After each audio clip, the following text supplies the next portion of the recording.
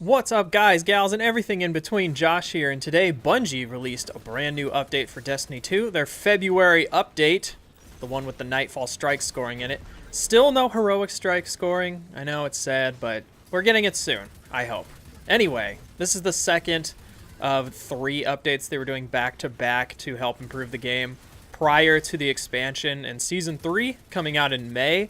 And this update so far has been actually pretty nice. I've done one Nightfall and done a couple other things, and I'm enjoying myself.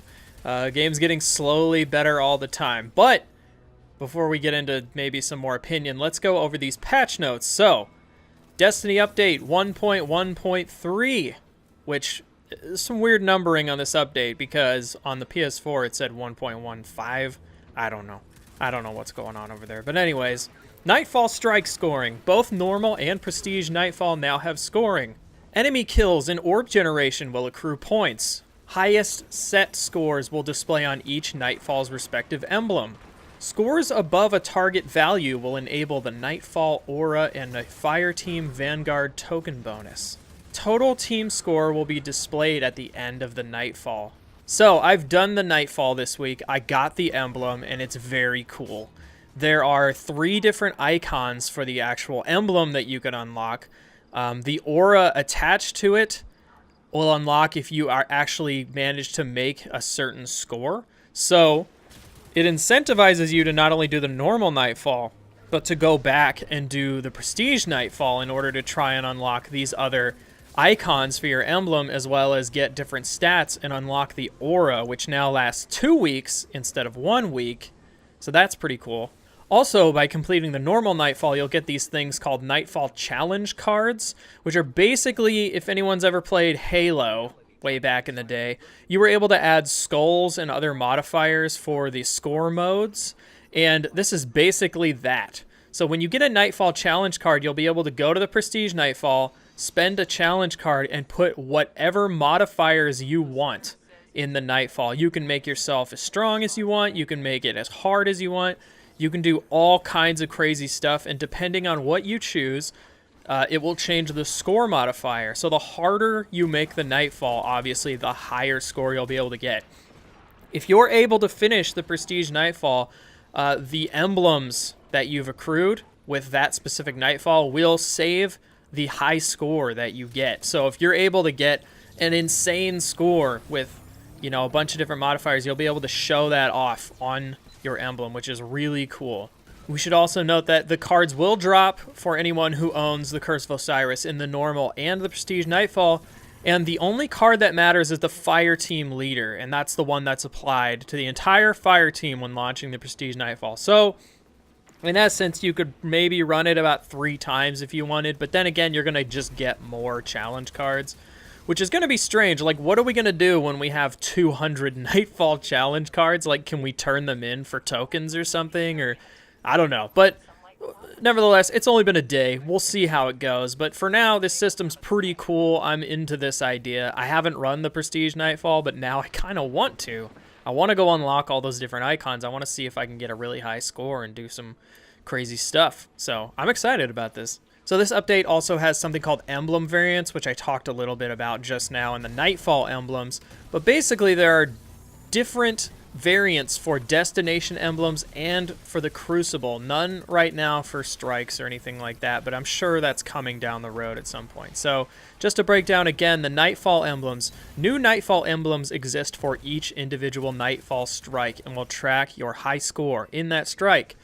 Each Nightfall emblem has 3 variants in addition to the default emblem. These variants have a chance to drop when you hit a certain score tier and complete the Nightfall. Moving on, Crucible emblems. Victorious Veteran tracks your lifetime Crucible kills and how many of each class you've defeated. Victorious Veteran has 6 variants. The first 3 variants are class specific, and the last 3 are unlocked after defeating 1,000 of that class in PvP. So, something cool for PvP people to grind for. This emblem can be purchased from Shaxx after opening 10 faction packages. I actually don't know if this opens retroactively. Like, if I've already opened 10 faction packages with Shaxx, I've opened way more than that. But if I've already opened 10 faction packages, can I get this emblem? I have no idea, actually. I'll have to go check after this. Destination emblems. Lost sector emblems have been changed into destination emblems that track lost sectors found, region chests opened, and ghost scans discovered. Each destination emblem has 4 variants in addition to the default emblem. Each variant has a chance to drop from chests in the destination. For players who did not have the respective lost sector emblems, they may purchase the new destination emblems from the respective vendors after opening 10 faction packages. So, again, ways to track what you've done, ways to keep track of all this, like, you know, completing everything on a given map, and just new emblems in general. I think that's pretty cool. I don't find them as interesting as the Nightfall emblems and stuff, but they're still pretty cool.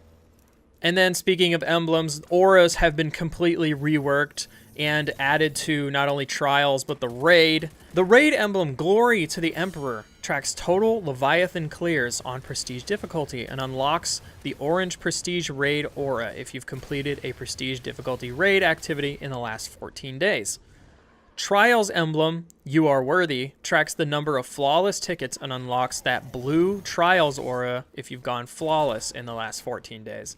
And the Nightfall emblems awarded from completing each Nightfall strike track your high score in the respective Nightfall and unlock an aura if your high score in that strike is higher than a global target score. So, if you're able to beat the high score that Bungie wants you to beat in the Nightfall that week, then you're able to do it. All you have to do for the others is you have to go flawless in trials, or you have to finish the prestige difficulty raid, and you will get the aura for 14 days instead of the 7. So that's pretty cool. I kind of wish that they had just treated auras like a permanent thing, but I kind of get it. Back in vanilla Destiny, or at least House of Wolves era, it was cool to have the aura, you know, after doing the Nightfall. It was a cool thing, you know, but I don't know. A lot of us have a lot less time these days, but it's still cool. I think it's a nice touch. Going into more general fixes, the opt-in text chat for PC is now available. Fire team members now appear on the destination map, and so on and so forth. The Eater of Worlds raid layer now grants faction tokens, and there were just a bunch of other bug fixes. So my opinion is that this update doesn't really add a ton to the game, but it adds things where it counts. I love the new Nightfall challenge card system. I love the emblem system. It's something to grind for. It's something to do. It'll keep me hanging on at least for another month. Next month, however, is going to be probably one of the biggest updates. It's going to breathe life back into this game, at least for me. So if you're unaware of what's coming next month, weapon and ability sandbox changes, heroic strike modifiers, finally. Iron Banner 6v6, awesome. Weekly Crucible playlist, Mayhem and Rumble. I'm so excited about Rumble coming back, you guys. I used to play Rumble so much in D1. It was a great way for me to warm up or just try and practice my skills with certain guns or certain builds and abilities. I'm really excited for Rumble to come back. Crucible ammo and gameplay tuning, whatever that means. Crucible quitter penalties, thank God, because you can't even play competitive right now. People just leave immediately. It's like, oh, we lost one round of countdown, bye. It's so lame. I hate that so much. So I'm glad that people are going to be penalized for leaving in the Crucible, finally. Repeat Crucible map and strike protection, thank God, because the amount of times that I've gotten the inverted spire strike is getting nuts at this point.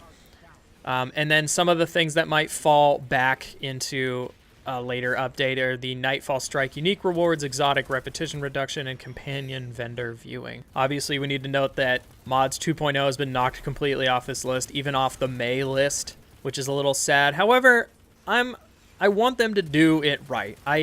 I kind of do want a system more like Warframe, where the mods are crazy and they take a long time to upgrade, but they add dramatic increases in power when you get them high enough. You know, like I have a mod in Warframe that literally adds 100% more damage. It doubles the damage of an item I have.